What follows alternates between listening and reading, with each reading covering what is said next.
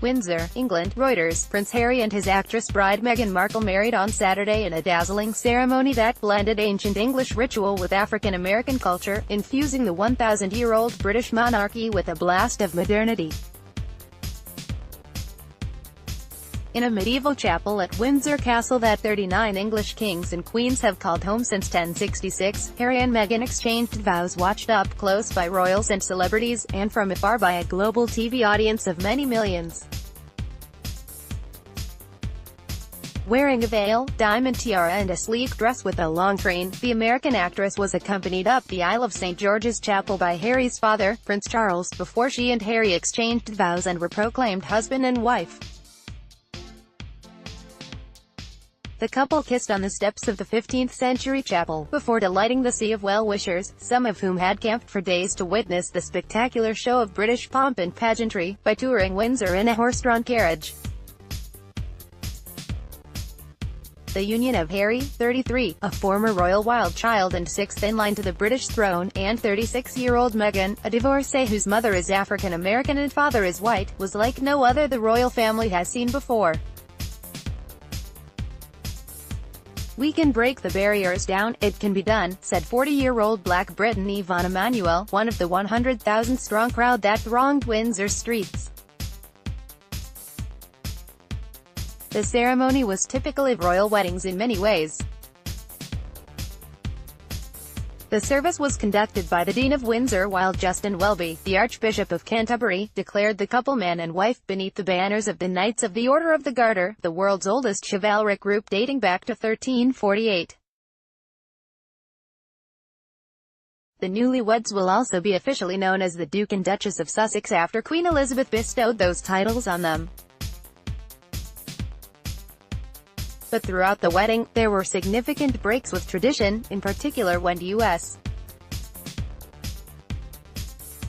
Episcopalian Bishop Michael Bruce Curry delivered a passionate sermon that was a far cry from the sober tones of the Church of England. "There's power in love," he boomed at a congregation that included Queen Elizabeth, senior royals and celebrities ranging from Oprah Winfrey to George Clooney and David Beckham. "Do not underestimate it. Anyone who has ever fallen in love knows what I mean," said Curry in an energetic address that quoted Martin Luther King. Click for a graphic of the wedding. tmsnrt.rs/2ihavelge closing parenthesis. African-American Karen Long, who was among the crowds in Windsor listening as the ceremony was relayed on loudspeakers, was one of those who appreciated the bishop's fiery address. "It was a moment for African Americans," said Long, who had come from Houston, Texas, with her sister and a group of friends, all dressed as bridesmaids. The idea that Harry allowed that and acknowledged it, it was the perfect blend between her culture and the royal culture. As well as traditional Church of England anthems and delicate English choral music, the ceremony also featured a gospel choir singing "Stand By Me," the 1960s hit by American soul singer Benny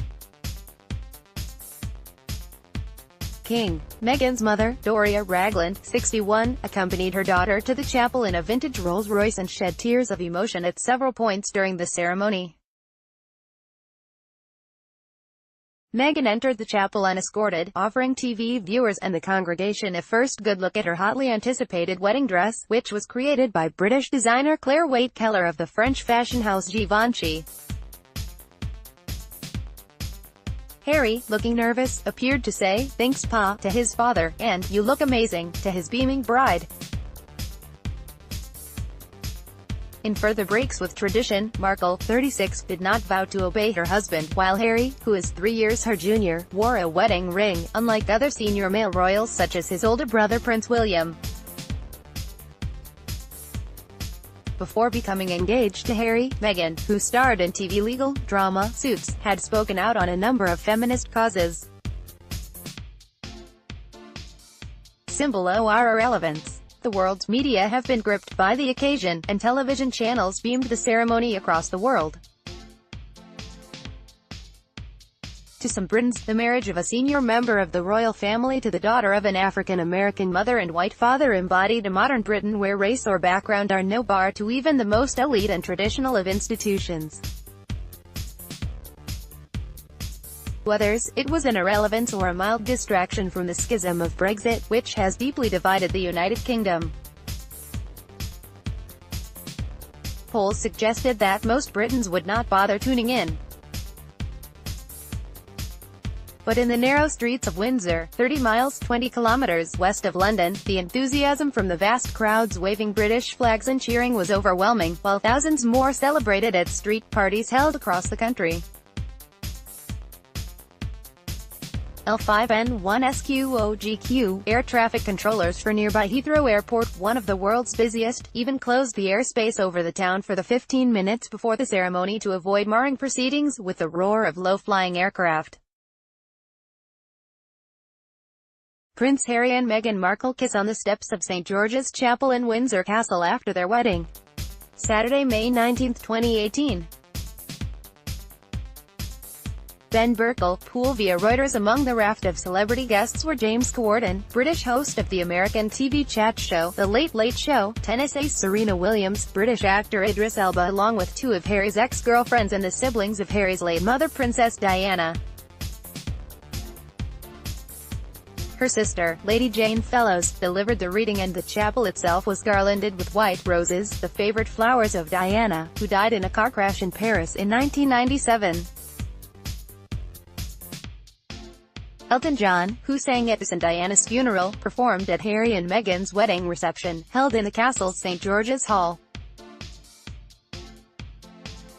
The royal couple, who met on a blind date in 2016 and fell in love in a tent under the stars in Botswana, later left in a silver-blue Jaguar E-Type for nearby Frogmore House mansion.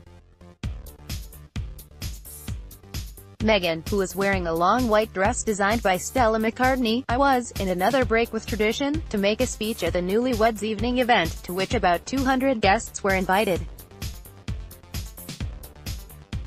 Love in a tent with security tight. Tens of thousands of visitors had to pass through police search points around the castle.